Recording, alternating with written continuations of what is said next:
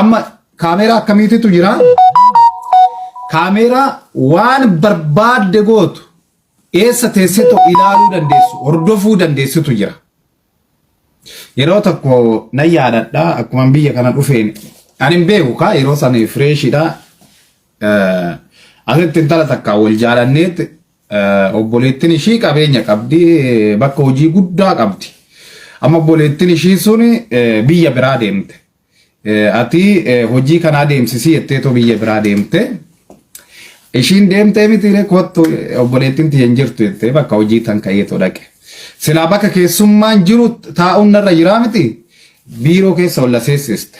Bakka keessummaan taa'u bira na dabarsitee ta'u biiroo keessa naannattee achi teenyee jechaadha. Amma yoosuma obboleettiin ishee biyya biraatti deemteerti, biyya biraatti itti bilbilte. Akkuma biyya kana dhufe ani maa ittan beekanee faaradha yeroo sanii ishiinis asitti dhalattee guddatte garuu ishiinis faaradha kanan beektu. Amma booda itti bilbiltee ta'u eenyonni namni amma biiroo keessa seene sun jetteen. Ati biyya biraa irraa miti akkamitti agarte? Eenyu inni jetteen. Achi dhuftee gadi bahi asii jettee ganna baastee jecha. Innaa biyya biraa teessee bakka barbaadde teessee too sochii kee hordofuu ni dandeessa jechaadha. Mana kee to'achuu ni dandeessa. Kaameeraa akkanaatitu jira. Amma Abiyyi bilbiluma isaati irratti ilaalaa jechaadha. Waan sochii Jawaar godhu bilbiluma isaati irratti ilaala. Sagalee isaatis hin waraaba. Bilbila isaati irratti ilaala. Jawaar jaalmarroo waliin haasa'ee, Woboo waliin haasa'ee, Baqqalaa waliin haasa'ee, Dabratsiyoon waliin haasa'ee, hunda waliin haasa'ee sagalee isaa hin dhaggeeffata jechaadha eenyu Dr. Abiyyi. Kanaaf malee wanti biraa warri danonnatootatu dhaqeeto kana achitti ijaare. Warra naafxanyootatu jira miti amma danonnatoota keessa Abiyyis isaanuma. Rakkoon jiru kanaa jechaadha wanti isaanii mana Jawaari. Kanammoo uummanni Oromoo biyya alaa jirtan hin beektu waan akkasii kana. Okay, I agree with you jedhe eenyu. Yaa dhugaadha kanuma wanti biraa homtuu hin jiru. Warri Oromoon biyya alaa teessa sirbuu miti dhugaa rabbii. Sirbuu osoo hin taane maaliif mana Jawaarii fi inni hiikamuun dura maatii manaa baasan maal godhan? Tokkoffaa midhaan keessa qoricha gochuu danda'u. Qoricha yeroo booda nama ajjeesu. Waan dhodhoowu tokkollee achi keessa gochuu danda'u. Yeroodhaan booda Chaayinaa wanni ishiin hin hojjenne hin jiru. Irra caala kaameeraa achi keessa awwaalan. Laal Abiyyi kaameeraa achi keessa awwaalee waan Jawaar tokkoon gadi baasuu baate. Akkuma nama kaameeraa isinitti agarsiise kaameeraa bifa adda addaatitu jira. Bifa adda addaa waan isin hin beekne baay'eetu jira. Yoo gadi fageenyaan ilaallee jechaadha. Edna kana waan ta'eef warri Jawaaritti dhiyaatanii wacuu qofaa miti sooshaal miidiyaadhaan mana Jawaar keessa kaameeraatu jira jedhaatu dhiibbaa godha. Of eeggannoo gochuu qaba. Amma namoonni tokko baasanii jiru barreessanii to maqaa kaameeratis barreessanii kaameeraan sokkeettiidha.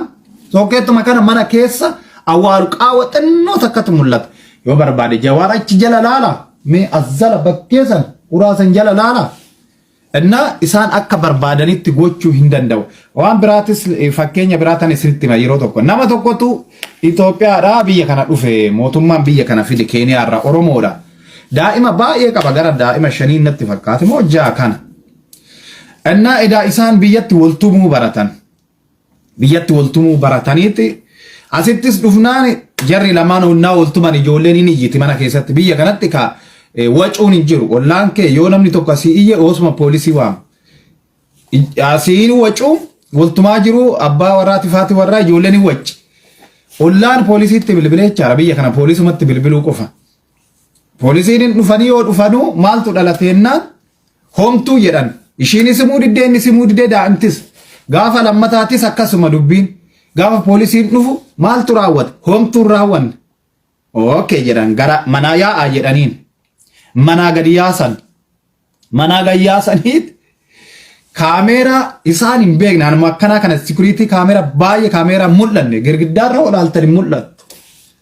Ishii awwaalan mana keessatti. Ishii awwaalaniitoo biiroo ta'aniituma hordofu jechaadha. Yoo teessetillee hin laalin gatiitoo deemi. Hima waraaba kaameeraa san duubatti deebistee ilaaluu dandeessa. Sa'aatii isaa guyyaa isaa sana achitti duubatti deebistee ilaaluu dandeessa. Amma duraan poolisiin yeroo lama dhufe lakkiin yaaduma taphannee wayne malee homtuun jiru jedhan. Amma kaameeraa mana keessatti awwaalan kaameeraa isaan hin beekani. Waan achi keessatti awwaalame hin beekani mul'atu kaameeraanis. Booda poolisiin biiroo isaa taa'etoo gaafa guyyaa sadaffaa moo arfaffaa walitti deebi'an innaa waltuman poolisiin achumaa laalee fiigeetuma dhufe. Harka isaa duubatti hidheen namicha mana hidhaatti achi ijoolleen boossee ishiinis boochee haati warraatis boochee maaloo gannaa dhiisa jettee boochee akkuma biyyaa san se'aniiti kaawwaltuman isaan boocheet achi noo jedhanii seerri seera jedhanii hanga wayii mana hidhaa teechisaniit booda lammata bakka ishiin jirtu san magaala ishiin jirtu san akka hin naqne jedhaniin gadi dhiisanii bakka magaala kana qofa keessa jiraadhu jedhanii maal godhan namicha kana kaameeraa luka isaati irratti hidhanii jechaadha. Luka isaati irratti hidhanii GPS luka isaati irratti hidhan. Gaafa inni gara bakka inni deeme hunda agarsiisa poolisii biratti. Bakka inni deeme hunda agarsiisa jechaadha. Innaa waan akkasiitu jira. Akkasitti qabanii maatiidha akkasitti qabanii akkasitti hordofanii kaameeraa bifa adda addaatitu jira. Kana fakkeenya fan isinitti himee egaa waan akkasii kun waan jiruufi mana Jawaar keessa amma anaan amanuu tan jiru kaameeraa dheedheetumaan amana. Amma saatiin kiyyallee gahaa jira waan ta'eef mee warra waa'ee amantii san waa'ee amantii Finfinnee san walitti deebina. Finfinnee keessatti waa'ee amantii wal fixaa jirti. Pheenxanii fi Ortodoksiin naafxanyaa fi pheenxeen naafxanyaa wal fixaa jirti. Pheenxeen naafxanyaa addabaabaayii abiyyoota addabaabaayii Finfinnee jidduutti sagantaa deemsifadhaa jedhu. Warri pheenxee immoo warri Ortodoksii immoo akkamitti salphata bakkeen keenya kun bakkee keenya bakka irreechatti irreeffannu sanii jechaadha Finfinnee. Ani uummatumti naafxanyaa kun an amantiitis qoy biyya san keessatti Ortodoksii naafxanyaatiif qofa kenname biyyi sun mee. Ani fakkeenyaaf Sheekanaa Huseen ittan amanata, haadha Abbayyiit ittan amanata. Finfinnee keessatti abiyyoota addabaabaayii irratti waan barbaade sagantaa barbaade qopheeffachuun achitti dhaqee tolu akka warra Sheekanaa Huseen san dalaguu hin danda'a akka warra haadha Abbayyii sanitti dalaguu hin danda'a. Mirga kiyyaa biyya kiyya. Innaa jarri kunii maaluma ta'uuf deemu ani beena dinqee. Ani waa'ee amantiitii mitaanan dubbachaa jiru. Sababa amantiitiinis biyya sababa siyaasatiin biyya jeequ jarri kun. Sababa amantiitiin biyya jeequ. Abbaan barbaade Finfinnee keessatti amantii abiyyoota addabaabaayii irratti haa deemsifatu. Maal eenyutu isa dhibe? Erga mootummaan kaffitanyaa ilqiit. Dhumaatii fidaa, dhumaatii baay'ee fidaa. Pheenxeen achitti hidhatteeta waaqeffatuun isaanii dhumaatii baay'ee fidaa namni hin dhuma. Beekana jechuun waraana labsaa jira namichi kun dirree irraa ol ka'eeto. Kana kaataan amantii adeemsisu kana kaataan biyya jeeqaa jiru. Amma kuni namoonni amantii Ortodoksii hordoftanii anis amantuma Ortodoksiin hordofaa garuu naafxanyaadha baay'een. Kana dura jara naafxanyaa qeesii naafxanyaa jalaa dhiisatu tan Oromoo bira dhaqaadha jechaa turre. Sheeka naafxanyaa jalaa baatoo tan Oromoo bira dhaqaadha. Paastarii naafxanyaa jalaa baatoo tan Oromoo bira dhaqaadha jechaa turre. Jarri kuni warra biyya jeequ amantiillee miti isaan tan adeemsisan. Dhugaa rabbi ani amantii Ortodoksii tan hordofaa maatii kiyyarraa eegaleetoo jarri kuni siyaasa biyya babal'ifachuu lafa qabachuu saba biraa balleessuu amantii biraa balleessuu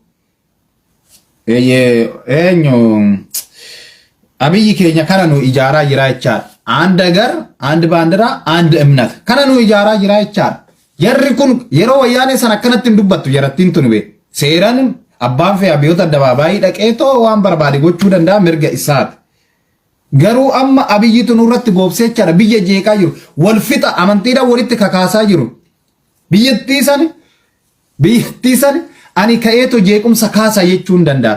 Osoo Oromoo ta'e osoo maali qeesii Oromoo ta'e namichi kun kan kana dubbate osoo paastara Oromoo ta'e kan kana dubbate beeta faana televizyinii inafu Itoophiyaa televizyinii inafu boqqoolloon inafu TV boqqoolloon sin inafu hundi isheetu inaftu reediyoo maali waazeemaa jedhan faana reediyoo jedhan hinafu peejini nafxanyaa hinafu yuutuubiin nafxanyaa hinaftu osoo sheeka Oromoo ta'e yoo tana biyyi gubat osoo qeesii Oromoo ta'e biyyi gubat osoo paastara Oromoo ta'e biyyi gubat egaa kanaaf qawwee yaa hidhannu jenna kanaaf hidhannoo woboo waliin ittaafufnu jenna jecha biyya san keessatti abbaan barbaade abbaan amantii ka'eetoo biyyi kan kooti amantiin biraa akkas hin dhufne siin jechaara kana duras amantii musliimaa akkamitti kabajama jedhanii qawxii godhanii wal fixaa turanii miti